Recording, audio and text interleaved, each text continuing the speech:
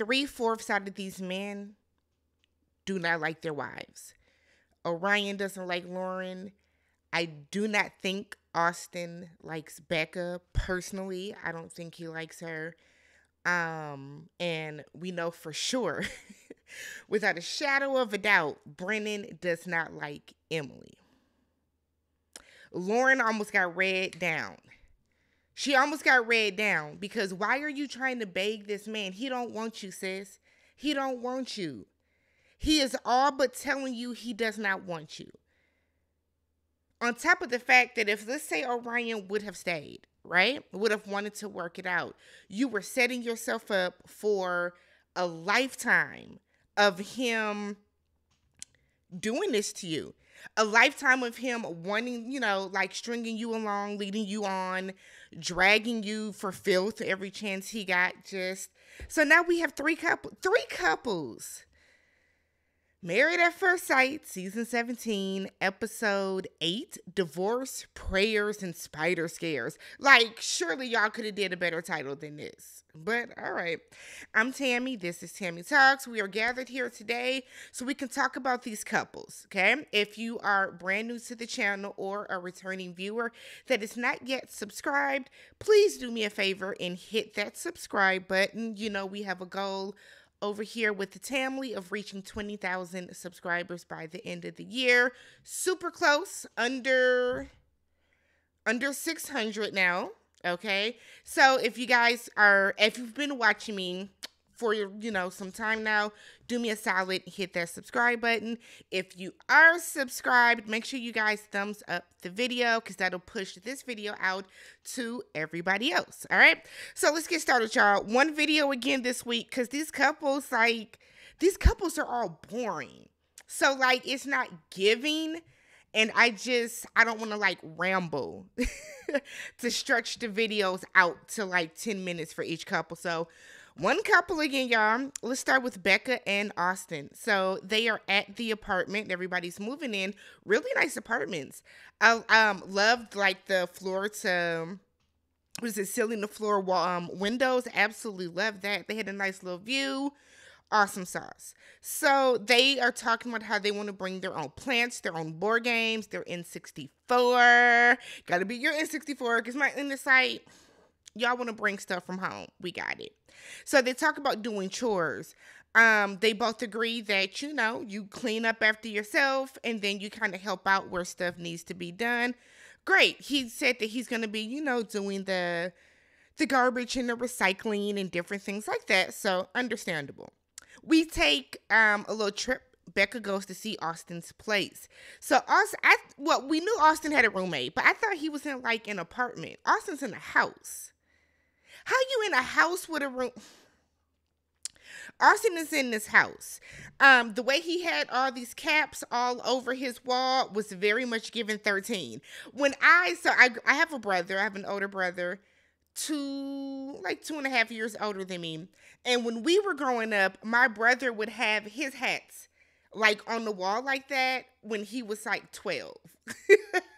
When he was 14. They stayed up on that wall until my parents sold their house and downsized because we're out the house.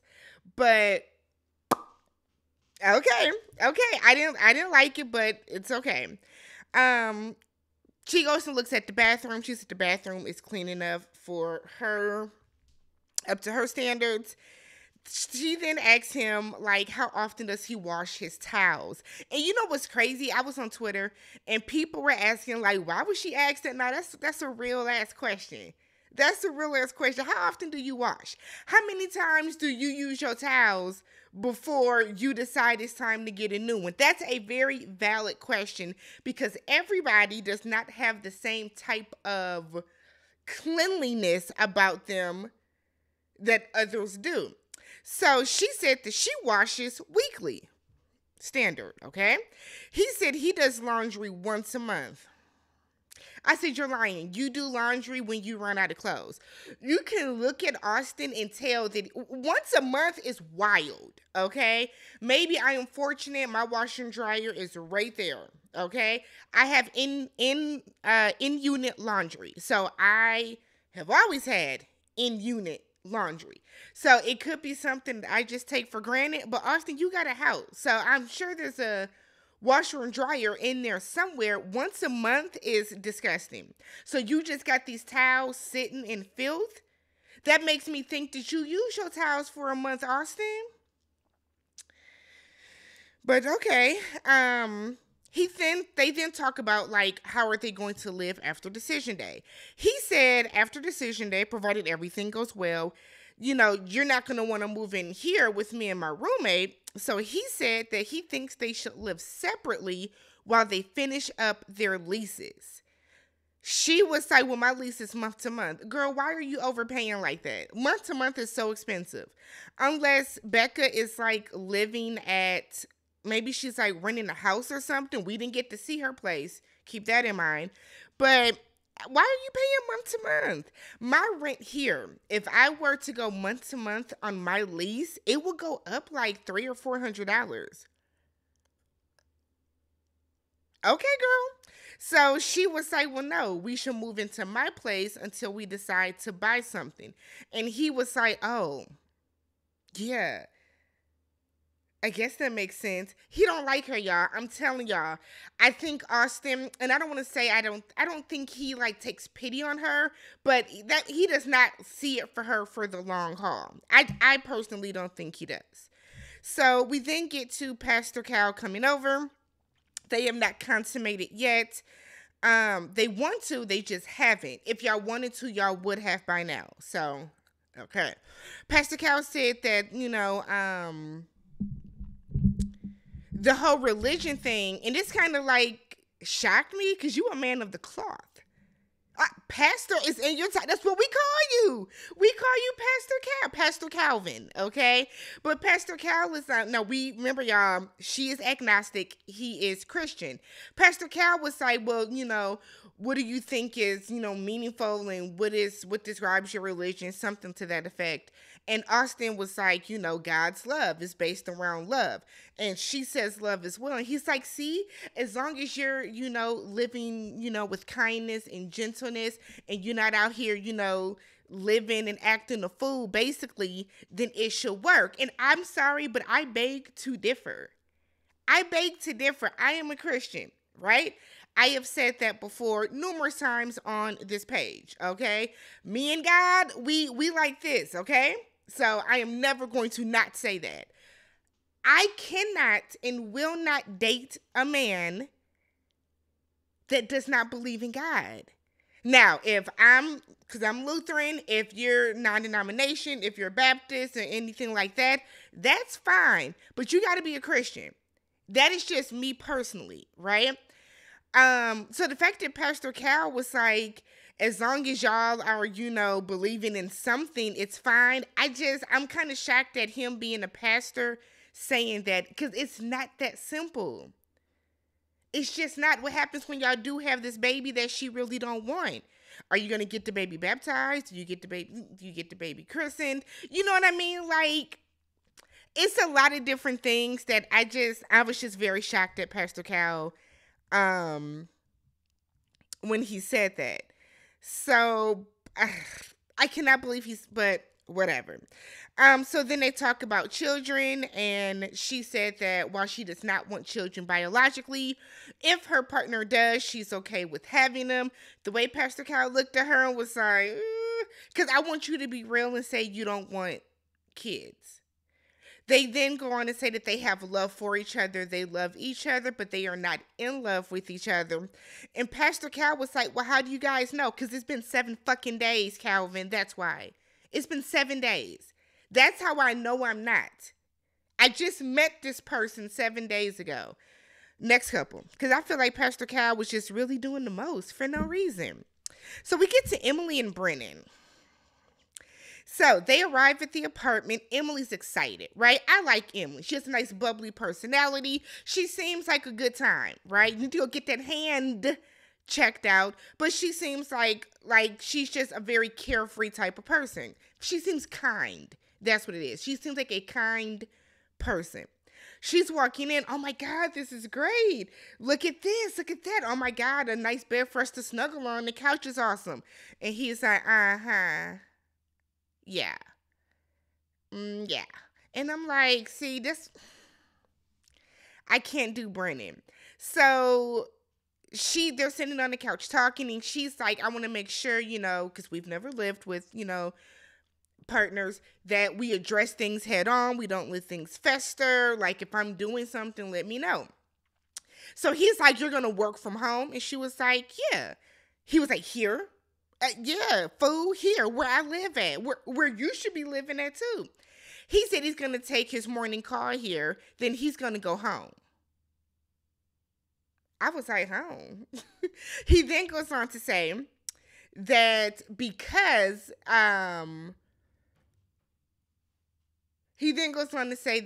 they've been together consistently over the past 7 days, they need time to kind of debrief.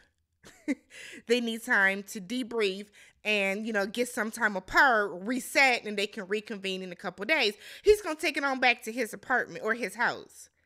He then says in confessional, he needs to take a step back and see how he feels. You don't like her. And I'm going to say this, Married at First Sight, Lifetime, Kinetic Content, whoever is in charge over there is Chris Collette. Is that his name? Is he in charge over there too? It needs to be in the contract for this show that you are to live in that house. Y'all are, or at that apartment. Y'all are putting these people in 2-bedroom apartments. So if y'all are not at the point where y'all want to sleep in the same bed or sleep in the same room, that's why we have 2 bedrooms, and then we need to work our way over to that. But this whole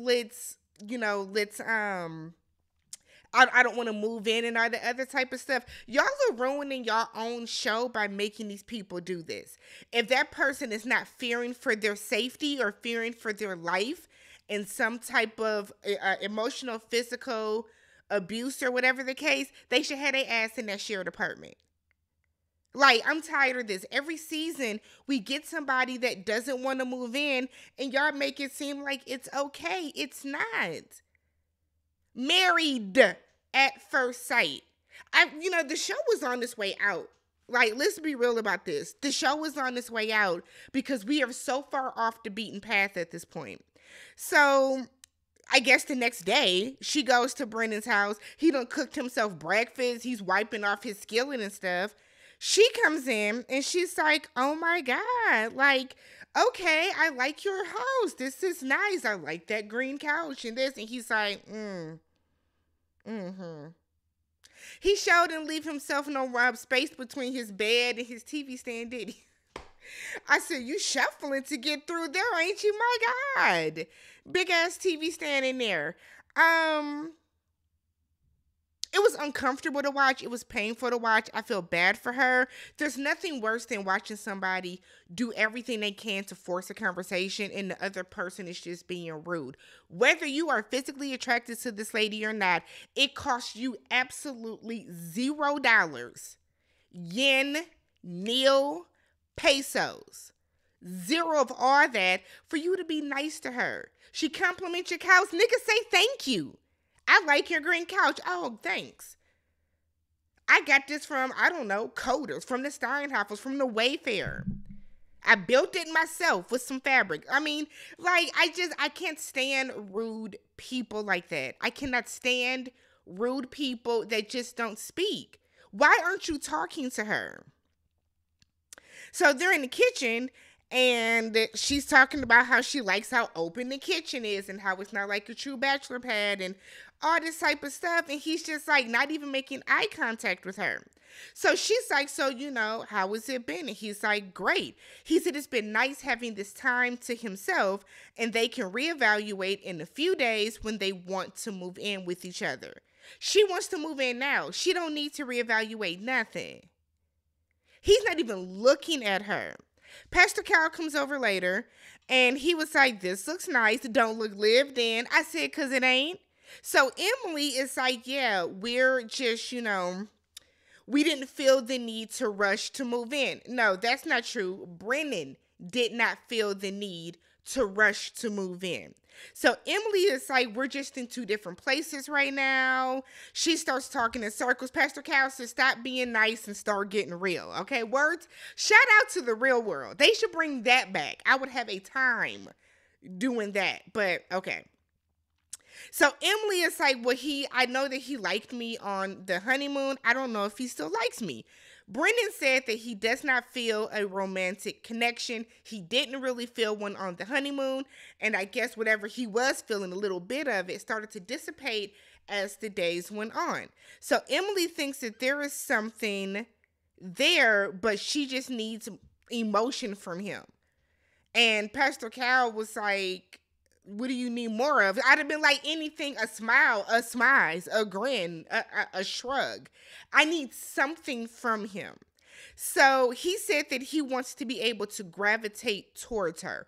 He wants to be able to, and I feel like we get this every single season. We get a man that comes on here that didn't get, I guess, the supermodel Kim K looking ass type of bitch that he wants. I didn't mean to call her a bitch. And I'm not saying that this lady, y'all know what I mean. He didn't get the supermodel, the pinup girl, we'll say that, because y'all be so mad when I cuss.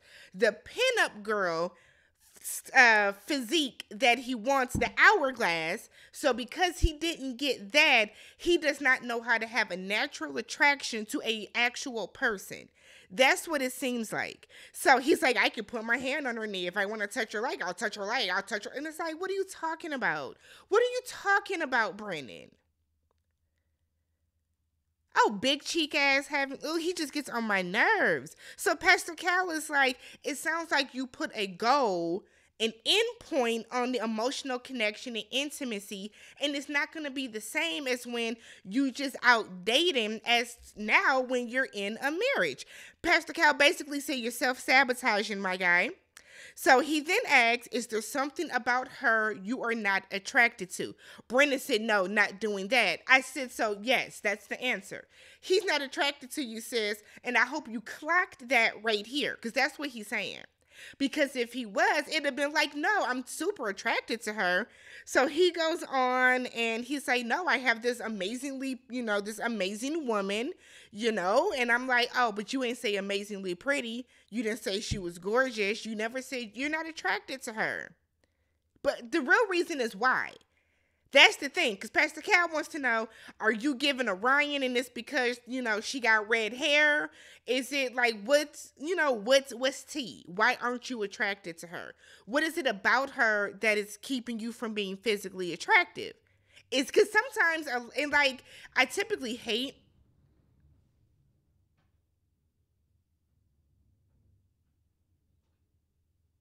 y'all, the way my screen door is...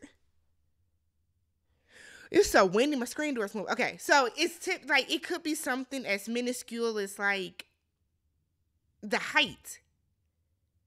You know what I mean? It could be something as minuscule as like she's not as tall or she's, like it's something like that. So Brendan doesn't want to answer, but he does like that she is spontaneous and fun and they like the same type of food. So later, the two of them are talking. Emily tells Brennan that I do think you're self-sabotaging. The way that he looked irritated, you are. You are, though. You are, mister. You are. You are. So she then said, are you not physically attracted to me? And he was like, I'm not going to answer that. And she was like, you can say it, you will not hurt my feelings. And he was like, no, because if someone wasn't attracted to me, I wouldn't want to know. Emily, there's your answer. So she's like, okay. So, not answering is an answer.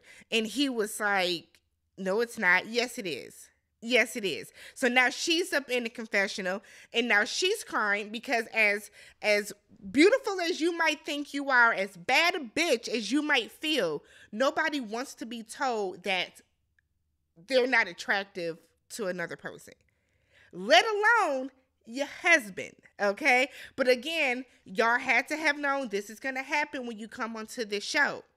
So Emily, you can feel away now, sis, but you got to suck it up because you knew that there was a 50-50 chance that your husband would not be attracted to you.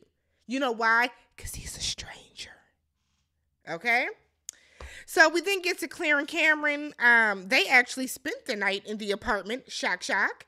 So they spent the night together in the apartment. It was hell on earth to get there, wasn't it though? Claire is nervous because she's never lived with a guy before. Cameron said, this is nothing. I done lived with a girl, her siblings, and her parents. I'm cool. I said, Cameron, you just done lived a life, haven't you? Anytime somebody says something is bad, Cameron he's had it worse. He gives a Me Too type of person, but it's like, I want to out bad you. Like, you got robbed at the bank. Shoot, I got robbed at gunpoint at the bank. You know what I mean? Like, I feel like he's that type of person. So he said that he wants to see how bad things get before addressing issues with her. And she was like, no, we're not going to do that. Cameron wants this woman to go off, and for the life of me, I cannot understand why. It's like he wants her to snap. He likes to antagonize her. Y'all keep saying that it's Claire. I don't think Claire is the issue here. I think her clothes are an issue, but I don't think Claire is the issue. So then they go over like, well, what side of the bed do you want to sleep on? To my understanding, the man always sleeps on the side of the bed that is closest to the door. That's what I have seen my parents do the 45 years they have been married, okay? I've only been around for some of them. About 39 of them years. But as far as I can remember, my dad has always slept on the side of the bed that's by the door. That just so happens to be the side where the bathroom is. Cameron apparently gets up all throughout the night like a toddler to go to the bathroom. Stop drinking all that water before you lay down. You don't need to drink all that water before you get in bed. You have a glass of water, you use the bathroom, then you get in the bed like an adult. But he apparently gets up. She's like, well, I wake up early, and this will be closed. So, Claire, if you don't walk your ass around that bed when you wake up in the morning, sis, come on, y'all. Let's not have these just frivolous conversations now. So, the next morning, Cameron points out that Claire left a bowl and 2 glasses in the sink. He said, I'd have got yelled at. I said, you probably would have, Cameron, so I'm on your side with that. Because she looked like she would have yelled at you about that. So they go to Cameron's house, and it looked like I thought it would. Take that as you may. He has like a basement apartment type situation. So they bond over rice cakes. They both like rice cakes. I too enjoy rice cakes, right? And it started in high school because I ran track. We won the state championship and all this stuff, but I ran track in high school, and they used to give us apple cinnamon and like chocolate chip rice cakes as a snack. Instead of eating the Lay's and the Cheetos, they would give us, that in granola bars. So I love apple cinnamon rice cakes, right? And I like the big ones, the big cake looking ones, the ones that they were eating. I don't like them little round ones. Those are full of sugar. They don't taste the same. I don't like those. So she's saying what did she say she put on hers? Did she say jelly or something? He said that he puts honey on his. Then he's like, he was geeked. Vegemite. Let's put Vegemite on it. I said, the fuck is that? So he pulls it out. He puts so much. He put so much on there. Claire was a good sport. She tried it and was like, abso-fucking-lutely not. Never again. Never again. But she tried it though. So he's showing her his bedroom. And she was like, oh, an insect trap. Because I'd have been the same way. You just got it just out in the open. Okay. The way he scooped down, and she was like, an insect thing. He was like, oh, yeah, do you want to see him? Do you want to see it? I said, oh, it's spiders up in there. Like, everybody's house gets spiders, right? Everybody's house gets the occasional centipede. That's life. Right? That is life. Such happens. Ants, spiders, all that type of stuff. It happens. Maybe not ants. But spiders are going to be in your house. If you have an abundance of spiders, you got a centipede up in chance somewhere too. Okay? So she was like, I'm never coming back here. And I felt her, like, it's one thing if you got some spiders, but some of you got like an infestation. And the way, like, why are you collecting them? I guess that's my thing. If you don't get some raid out and a fly swatting, And get that? Like, I guess. Then she's like looking at something, I guess a picture of like a bike ride or something he did. And she's like, oh, I didn't know you did that. And he's like, well, you never asked. She was like, I've asked you about your hobbies. You just didn't ask about this. Now, see, he likes to pick with her a lot. And I feel like she'll say something like to make conversation, and then he has to take it a step further and say, well, you never asked, so how would you know? And it's like, I feel like the way she be reacting to him is warranted. Cameron is weird. Something about, I don't know, it's like, it's not condescending. I can't quite grasp what it is about him, but he's weird. He's weird. So then we go to Claire's house. Her apartment was small, and we didn't see her bedroom, did we? I know that kitchen looked like a little piece of a closet. I was like, girl, how you open your refrigerator? So her dog, Lenny, paid Cameron dust. Lenny said, I'm sorry, I got my rawhide right now. Move around, big man, move around. He kept trying to get that dog's attention. I'm going to tell you this. Animals pick up on energy.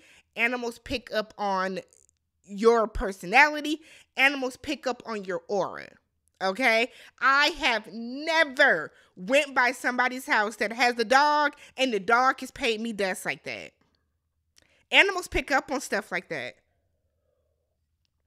So the fact that that dog could not be bothered to even look up at him, Claire, trust your dog. Trust your dog. And he was trying to talk about something. I don't know what's wrong with you. Ain't nothing wrong with Lenny. Lenny is just fine. Okay? He was cute too. So she said she didn't want him to be responsible for Lenny. That's not your responsibility. So I don't want you to have to do that. I mean, damn. Gus, Gus, you hear that? Why you wanted Mirla to pick up the shit? You see how she's like, my dog, my responsibility? She's going to have her sister watch the dog. AKA, my dog don't like you, so I don't want to put my dog in an uncomfortable situation. So, I guess she like picked up a book. I don't know if she picked up a Bible, but she picked up something and he was like, oh, you're Catholic. And she was like, I've told you I'm Catholic. He was like, no, you said you were faithful. She was like, I'm Catholic. She was raised Catholic. After her brother passed away, she got back into the word, which happens with people. Back into the word. He is not. I don't think he believes in anything. Not atheist. He just doesn't, I guess he just doesn't believe in anything. He said he does not mind whatever her religion is. She in turn said, if you're not faithful, that's fine, but I need you to know that I am. So, cool. I think that's good compromise there. Now, Austin and Becca, y'all could probably get there, but I feel like y'all are going to talk about it more than Claire and Cameron are. So, Dr. Pep comes over. And she asked him, what do you need guidance on? Dr. Pepper, you've been watching the tapes. You know what they need guidance on. Ooh, she gets on my nerve. I like Dr. Pepper, but sometimes it's like, girl, clock in. Don't come ask me what I need help with,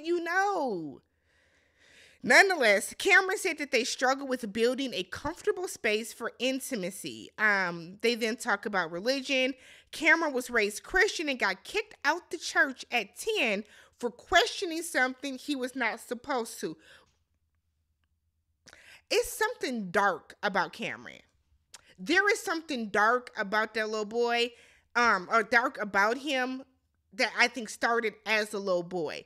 And I need to know, were you out killing, like the squirrels and shit in the neighborhood? There's something about him that's not right. He wants to teach his kids that the world is gray. There are gray pockets to everything. She says she absolutely does not agree, but she understands and she respects it. The world is not always gray. There are some things that are literally black and white. Math is literally black and white. 2 + 2 is 4. There is no gray area about that. Okay? When you see a red light, a solid red light, you stop. You know why? Because that is the law. There is no gray area about that. And I feel like Cameron is a person that likes to cut corners. Cameron is a person that we've already heard feels that opportunities just come to you. You don't have to necessarily work for them. I feel like they're very, very fundamentally different, but they might could work. I don't know. They might could work. And then we get to the bane of my existence with this. Lauren and Orion. So they arrived late to the group with everybody. She has on her ring. He does not. Lauren said, we are having irreconcilable differences. Orion is like, no, we just have differences that we need to work out. No, y'all have irreconcilable differences because you told her you can't move on. Irreconcilable. Do I need to pull up the definition for you, Orion? Juice head ass nigga. So they get to the new apartment, and I'm thinking, why are y'all here? Why could y'all possibly be at the new apartment? They're at the new apartment. Lauren said that Orion had a change of heart on the plane. I said, look at this. He had a change of heart on the plane, and he wants to do a full reset. I said, no, he doesn't. No, he doesn't. He wants to reset his ass on this show. He don't want to do no reset, Lauren. He wants to stay on the show. So they're sitting there talking, and they get some pizza, and he wants to take a few days and see what happens. He thinks they can move past Mexico. They both decide to go back to their own places. Now, I'm going to say this. I've told y'all how I felt about what happened, but I truly feel like he was able to be mad within that day. But I feel like at this point, you should be past that shit. She apologized, okay? Y'all talked it out. You explained the history, blah, blah, blah, yada, yada, yada. You should be past it by now. You just don't want to be married to her. We then see Lauren. She said that Orion texted her, does not want to continue the marriage, but he wants to continue the process. I said, not you being, I'm a very good person. Remember, Alyssa was like, I want to hang out with my girls. No, you're going to skip your ass back home where you deserve to be at because you were horrific. Orion, the audacity of you to think that y'all are going to continue what y'all want to do, like the buddy pass to get through this. There's no prize at the end. There's no prize. This isn't Love Island. There is literally no reason for y'all to fake it till you make it to the end. Why?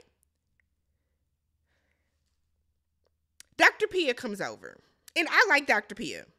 I do miss Dr. Viviana because I think Dr. Viviana used to tell them what it is and what it ain't, but I like Dr. Pia. She comes over, and Orion said that, we tried to meet up, but our scheduling just didn't work out. Lauren was like, Cap, you text me about meeting up. I sent you my schedule. You never responded. You didn't try. Orion looks salty. What I've noticed about Orion is he'll lie, right? And I don't know if he thinks Lauren is going to go along with it, but Lauren will be like, no, that's not what happened. And whenever she says the truth and he is forced to admit the truth, he always looks down and cuts his eye at her. So you're mad that she called you out for lying. But see, this is the reason why we just don't lie about things that can be fact checked. So Dr. P is like, did you not respond? And he was like, well, here's the thing. I didn't. So why are you saying scheduling didn't work out if y'all didn't try to work it out, Orion? So Lauren said that, so then Orion is like, I'm not trying to hurt you. Yes, you are. Yes, you are. You want her to be hurt because your feelings got hurt. Yes, you are. So Lauren still wants to try. And I said, sis, why? Honestly and truly, why though? You know what I mean? I feel like you only get one time to play in my face, and you really don't get that one time. But because we're married, I would have given him the one time. But at this point now, what benefit is it to you, Lauren, to want to continue to stay married?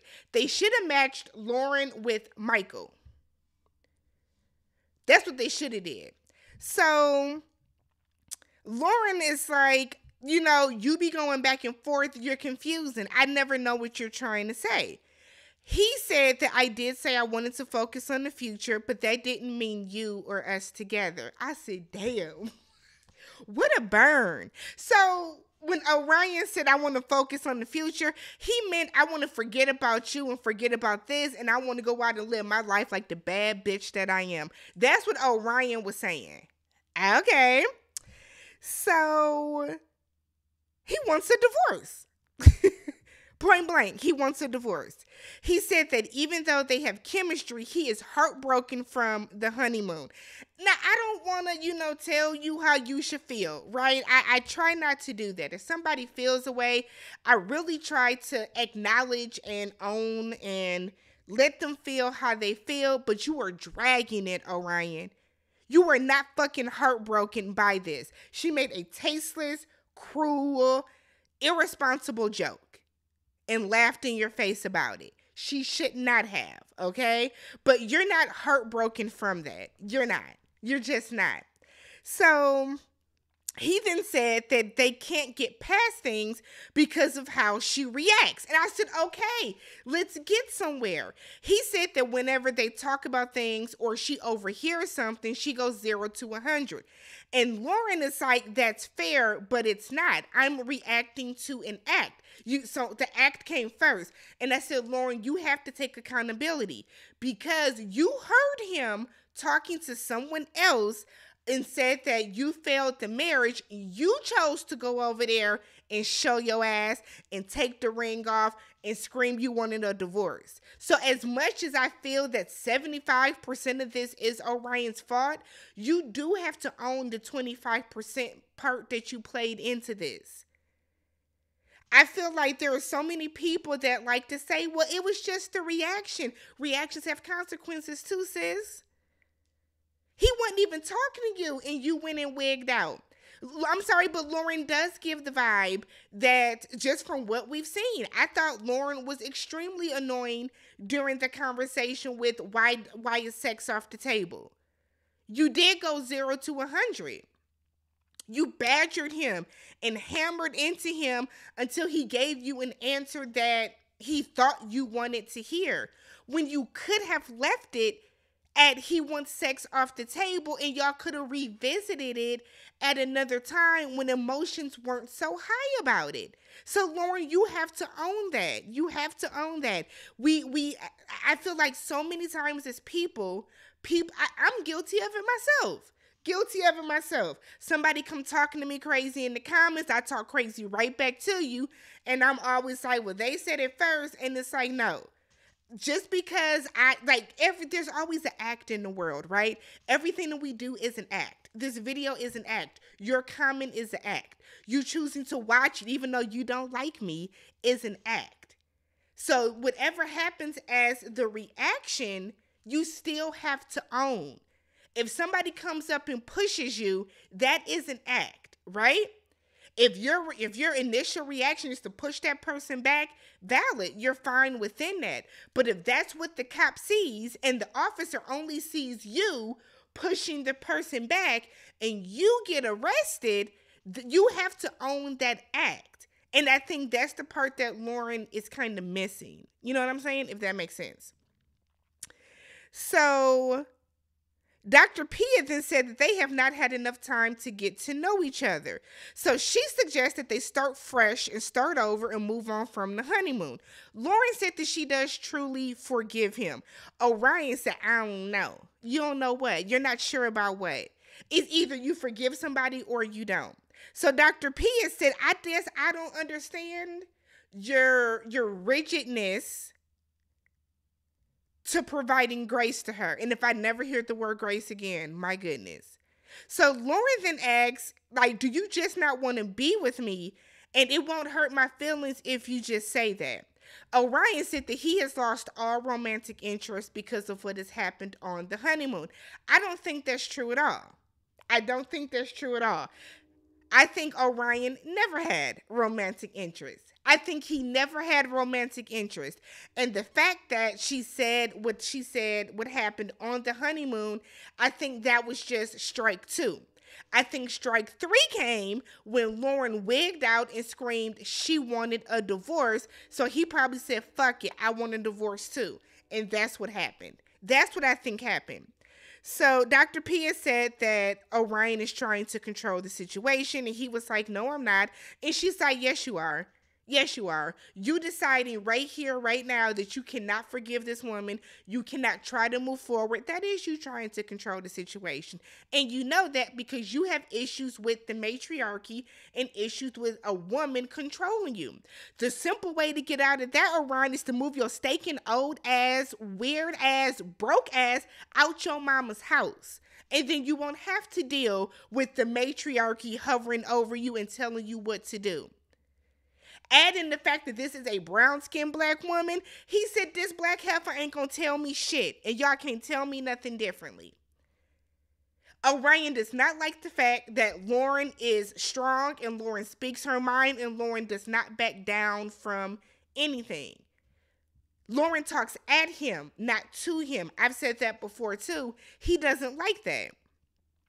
So he said that he's just trying to protect himself. So he said he still wants the divorce. Dr. Pia asked Lauren, "Is there anything else you want to say?" And she said no, because it would be a waste. She's like, "Do you want the divorce?" Lauren said it don't matter. Dr. Pia said it does. No, Dr. Pia, it doesn't. Because if one person wants the divorce, then we're going to get a divorce. So Lauren then said that she cannot wait to be in a marriage with someone that wants to try as hard as she does. I want to know why Lauren wanted to stay in this marriage. Like, honestly. Like, that's a real ass question. I want to know why Lauren wanted to stay in this marriage. So Lauren gathers up her things and she leaves. And Orion is sitting there, damn near, crisscross applesauce for some reason, picking at his toes. And then he tells the camera that, he didn't mean to hurt her. And, he just did hurt her. And he just can't move forward. And, he hopes to find his forever love. And then he got the nerve to have, like, this little pixie cut looking like,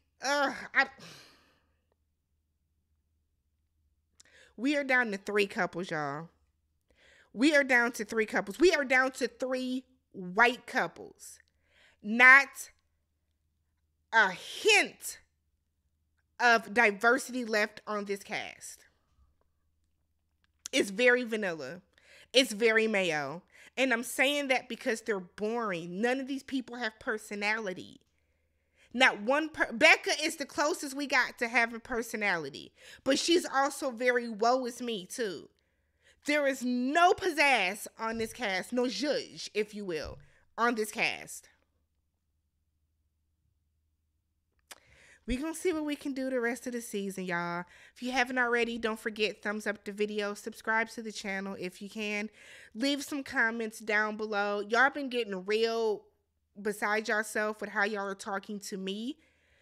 You can have a difference of opinion. Absolutely. Perfectly fine.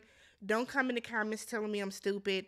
Don't come in asking me what episode I watched, because I surely didn't watch this episode. Don't come in the comments calling me racist. All of those things are going to get people blocked. Y'all are doing way too much for this show. Y'all don't know these people. Y'all don't know these people, okay? I think we all need to remember that. Y'all especially. Y'all don't know these people. These are my thoughts, my opinions. And when I turn off this camera and I hit stop, I don't think about this show. Okay? So catch you guys in the next one. Peace.